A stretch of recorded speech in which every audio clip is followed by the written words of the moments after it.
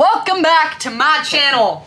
Let's get into it. Today, I want to talk about my diagnosis story, or exactly how I accidentally found out I had type 1 diabetes. And I'm telling you how I accidentally found out I had diabetes so that you can go get checked before you get to the point that I do, because we did not. We should have caught it earlier, but we did not.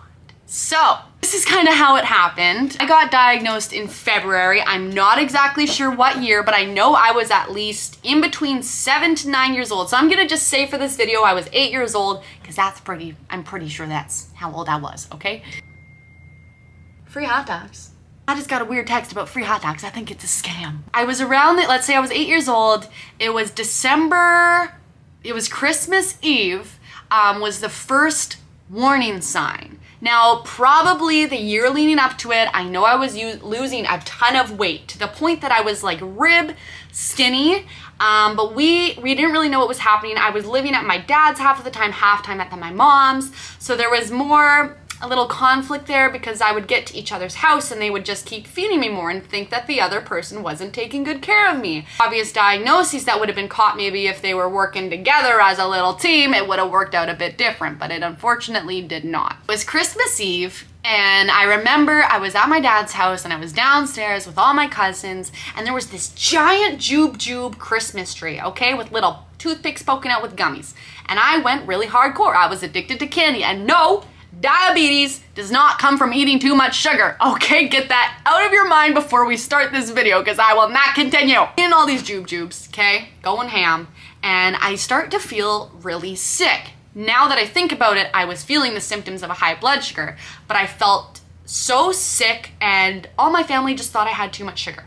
Ate too much candy, and I felt sick, which would be obviously the only thing to really think about, because I ate so much candy, okay? Ended up spending the rest of the night in my room, in bed, feeling like trash, and that was just horrible. I remember feeling like really sick. I probably threw up. I couldn't get out of bed. Time went on, felt better the next day, I guess. Things went back to normal. Now somewhere in between here, from December to February, I got diagnosed with pneumonia. I was in the hospital. I was really sick. I don't know if it's related to getting diabetes or it was because of the diabetes that I got so sick from pneumonia. I don't even know how that happened, but I was put on antibiotics, and I remember the antibiotics weren't working. Again, why didn't they just test me for diabetes? So this is why it's really important to know these symptoms, okay? I remember, so I'm going back to school. I think the antibiotics finally worked, but I was pretty sick. I get home one day and I was like, Mom, I'm so thirsty, like I can't stop drinking. And it was really embarrassing, because I would go over to friends' house and they were like, even my little friends were like, you're losing a lot of weight, like I can see your ribs. And I was like, oh, I guess so. Like, I don't know, like I was a kid, I didn't really know. I was just, I guess I'm losing a lot of weight, but I was always a really skinny child. I was still growing like crazy, like I'm 5'11", so I was always just on this massive growth spurt, just going up, okay? Remember, I got home one day and I was like, Mom, I've been so thirsty, I can't stop drinking. And I go to the kitchen and I'm drinking milk, I'm drinking juice, I'm drinking water, and nothing's taking the thirst away. I'm peeing like crazy. At this point, this is happening for a few days. I'm wetting the bed, like it was really, really bad. I had no control of my bladder. And the amount of fluids I was flushing through my body was just like insane. Like it felt like I was living in a desert for weeks, okay? Keep this in mind. We just moved into a shared house. We were really, really poor at this time. This is with me and my mom. And we were living at a place in Richmond. And this is just a little foreshadowing, because we're gonna have to mention why living in Richmond was actually really, really lucky for my diagnosis. Wake up one morning, and when I think about it, I must have felt sick, and this was my way to communicate to my mom that I didn't want to go. But I lied to her and I was like, Mom, I've got a sore throat. I don't want to go to school. And she was like, you got to go to school, Mary. And I was like, I don't want to go to school. I have a sore throat. I'm sick. She was like, well, guess what then? We're going to take you to the doctor then if you have a sore throat. And I was like, really? You're going to go through all that effort to prove that I have a sore throat? She was like, yeah, we'll go get you tested for strep throat, blah, blah, blah. Anyways, she got me in the car and I was still adamant that I had a sore throat. I really just didn't want to go to school, okay? We're driving, and this was the worst part. When we were driving to the doctor, we literally had to stop at the convenience store, I think like 1 to 3 times, and I would just chug. And when you think about it, I was chugging juice, and considering we find out my blood sugar was high, this this was really, really bad because I'm just adding to that sugar and my blood is just turning into acid and it's really, really bad. We get to the doctor and I recently found out by talking to my mom that I actually started going unconscious in the lobby. I didn't really know this. Obviously, I was not feeling good. I don't know why I had to say I had a sore throat though, okay? And my mom goes up to the doctor. I remember hearing this and I was really embarrassed for some reason, but she was like, can you test her for diabetes? And in my head, I'm like, Mom, that's just for people that can't have sugar, people that are overweight. Like that's the stereotypes that I learned as a kid, which is 100% wrong. Now I'm like an advocate for those stereotypes because they drive me nuts. Then I did a pee test and gave the cup to the doctor really fast after she came out and she's like, we have an emergency. Your blood sugar is at 44, okay?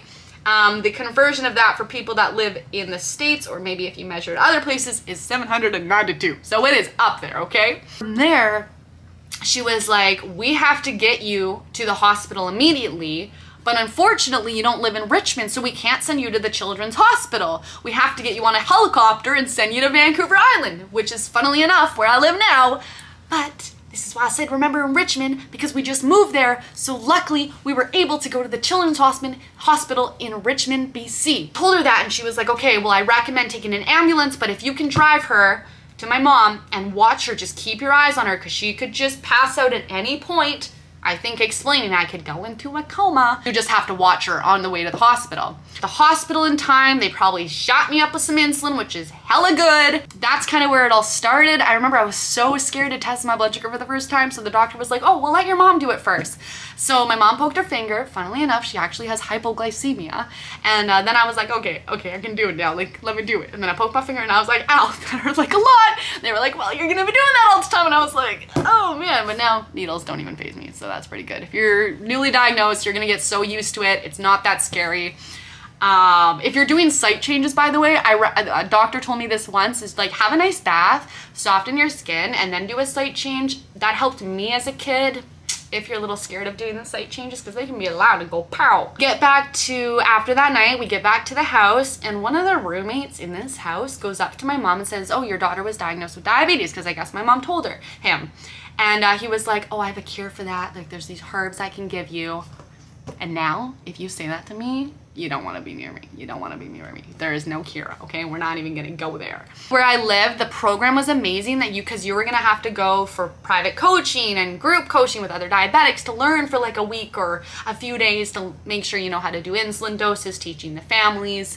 And now, luckily me, after pneumonia, after diabetes, guess what I got? I got lice. I had a whole zoo up here. I actually kind of lucked out with the lice because of the fact that I got private coaching, one-on-one with the doctors for like, I think it was like 3 days straight. We just kept coming back, injections, teaching about how to count carbs, subtract the fibers, insulin doses. They gave us like a meal plan on how I should eat with my diet, which I should probably still follow, which I do not. That's just kind of how my diagnosis story went, how I accidentally found I had diabetes. If any of those symptoms that I mentioned before, go get a blood test or a urine test. It does not hurt. It's definitely better to be safe than sorry because I was probably on the edge of having a coma or dying because like that's the worst case scenario. Yeah, so that's kind of how I got diabetes, guys. I will say overall, I am very grateful that I was diagnosed as a kid because I don't know my life any other way than having diabetes. Like, I would not know what to do if I had to eat an apple and not take insulin for it. Like, that would be weird to me. So I'm thankful that I didn't get it in adulthood. I have a cousin that recently got diagnosed on my dad's side. So I think there is a gene in somewhere with her with diabetes. He got diagnosed with type 1. And it's a bigger life change getting diagnosed as an adult, I can say, because everything you have to change your whole lifestyle, how you eat, you get used to everything, and it's just a lot of work. So if anyone, any age is going through this diagnosis, it's hard. To parents out there dealing with it, it is hard. I will say I'm so thankful that the point we are now in the world, technology has really grown. So like CGMs, when I first got diagnosed, they recommended not to get a CGM because there was just too many things and they didn't work well. And so I would have to get tested and poke my finger in the middle of the night. It was hell for my parents, unfortunately. So And it still is. If you even have the technology that you have now, it is so difficult as a parent.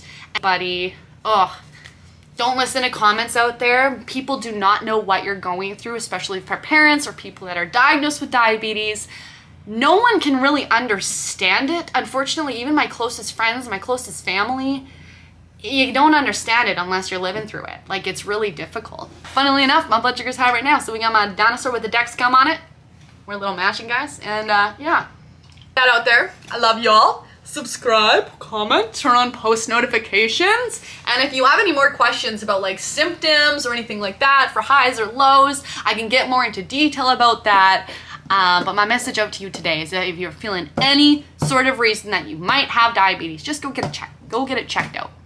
And yeah, I'm gonna be doing a what I eat on a day here soon. I swear to God. So yeah, I'll keep y'all posted. Okay, love you guys. Bye.